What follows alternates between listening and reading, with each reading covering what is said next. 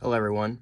Today I'll be showing you how to form 7mm STW from 375 H&H. On the right we have a factory second Nosler 375 H&H case that's primed. And here on the left we have a fully formed 7mm STW case from the factory of Bertram Brass in Australia. So this is what we're working with here today. It's 375 H&H blemished factory second prime Nosler brass. This was purchased from AmericanReloading.com. Okay, so I have 10 cases here of 375 H&H primed. First thing we're going to do is take our 8mm Remington Magnum RCBS die set here.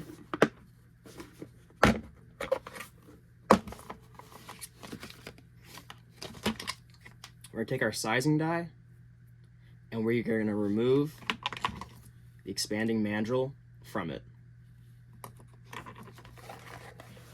Now, I recommend that you do not anneal these cases because they already come pre-annealed from the factory. And two, you do not want these shoulders too soft to where it gets crushed in the 8mm die.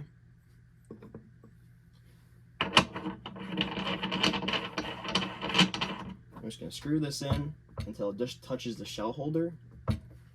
So we can neck down this 375 neck, the 323, and start forming a sharper shoulder. So I'll do one case here. I have a pre-lubed loop pad here. Lube up the case. Put it in the press. And it's going to go up like normal. Go kind of slow. Once you feel it cam over,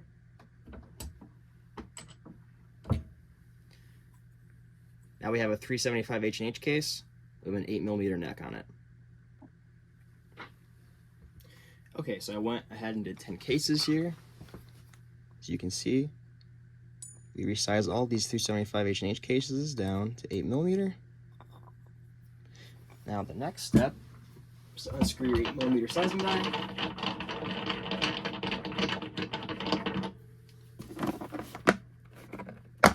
Put that back in its case. And then grab your 7mm STW sizing die. Now, because these cases are primed, I already went ahead and removed the decapping rod, which is removable on RCBS dies by unscrewing the expander ball here. So I already went ahead and did that.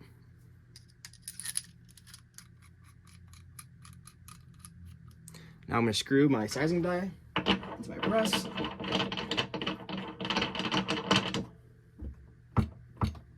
Just touches the shell holder. Then we're going to take one formed case to 8mm. Put it in the press. Go up slowly until you feel it cam over. Run over the expander ball. And now we have a 375 H&H case that's been sized down to 8mm and now sized down to 7mm. I'm going to go ahead and do this for all 10. I'll come right back. Okay, I went ahead and resized all these cases, 7mm STW, and off camera, I hit each one of these cases with a chamfer into burring tool to clean up any of the rough edges. And now we have semi-formed cases, and it's a good idea to run these through your rifle to make sure that they chamber okay. Now, these aren't going to chamber super smooth like a live round will. They'll have some resistance when closing the bolt because you have this unformed shoulder area up here, kind of like a Weatherby shoulder almost. And also keep in mind too, you did resize this case in 2 steps from 375 to 284. Now, we're going to take our formed resizing die out of the press.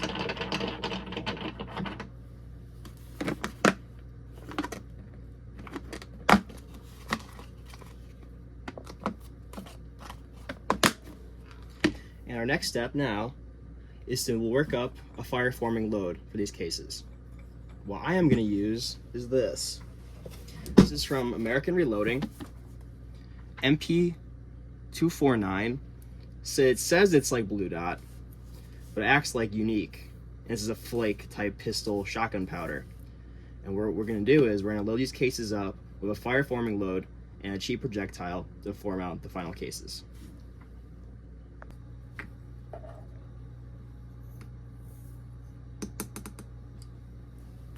Okay, so we got our 10 cases that are primed, resized, chamfered, deburred, and have a powder charge of 18 grains of a Unique type powder. Now, I have used Unique in the past with that same charge load.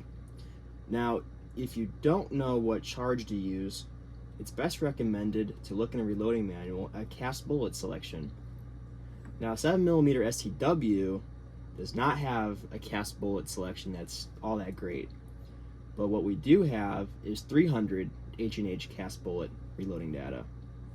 Find a very conservative load of fast burning pistol powder with a correct weight projectile, and you'll have yourself a very good forming load. Now for projectile, we're going to be using these old secondhand 154 grain Hornady soft points. I have a whole bunch of these. If you don't have a large quantity of projectiles on hand, I recommend buying the cheapest 7mm bullets you can and having a load that is correct for that bullet weight if it was a cast bullet. You may be asking yourself, why don't you do the cow method with the cream of wheat? I don't recommend doing that.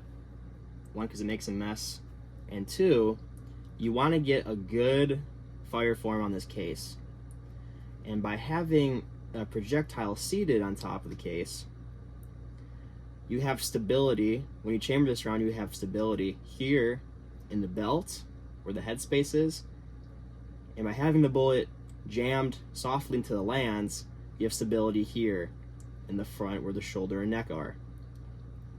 This aligns the case perfectly in the chamber, so when you fire form, there's no doubt that this will blow out to the exact size of your chamber and have correct proportions. Now, let's get started on seating.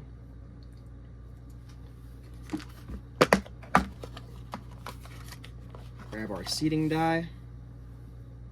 Now, my seating die is set up to the correct length for my rifle, which is with not this style of projectile, but the 160 grain Spear soft point that I shoot out of my STWs. This die is set up to 3.600 inches. We are going to be seating slightly longer than that because we want this bullet to be jammed into the rifling.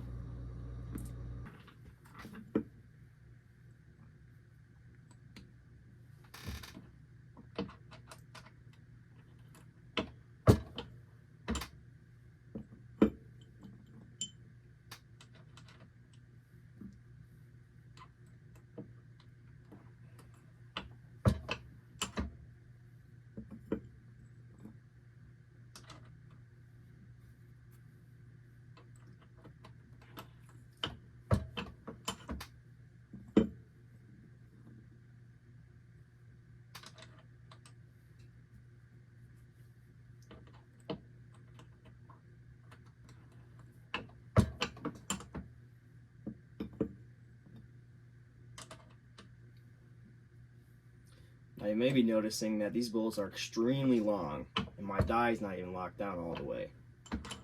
Because frankly, we're not loading this ammo for accuracy, we're loading it to provide stability and support for the case when it's fire forming. So I'm not even going to bother measuring the overall length of this case, of this whole entire projectile. It's one, it won't even fit in the magazine. It's not quite the point.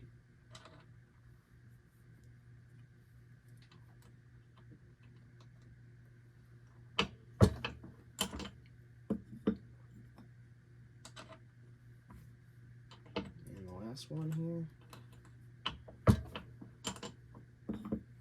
So all 10 rounds loaded up. Take my seating die out.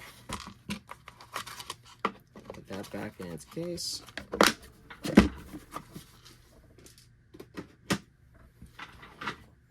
And now what we have here are 10 rounds of what used to be 375 H&H, sized down to 8mm, sized down to 7mm. They're already primed, chamfer and deburred the case, did not trim them. Put a light fire-forming cast bullet charge in them with fast-burning pistol powder. Took a relatively cheap projectile, seated it on top so that I have a soft jam in the lands of the rifle. Very long overall length. Not even going to measure because it's not important. What we're going to do now is we're going to go to the range and we're going to fire form some brass. Okay everyone, we're back, this time on the range. We have our fire forming loads here, all 10 of them. And now we're just going to fire form this brass.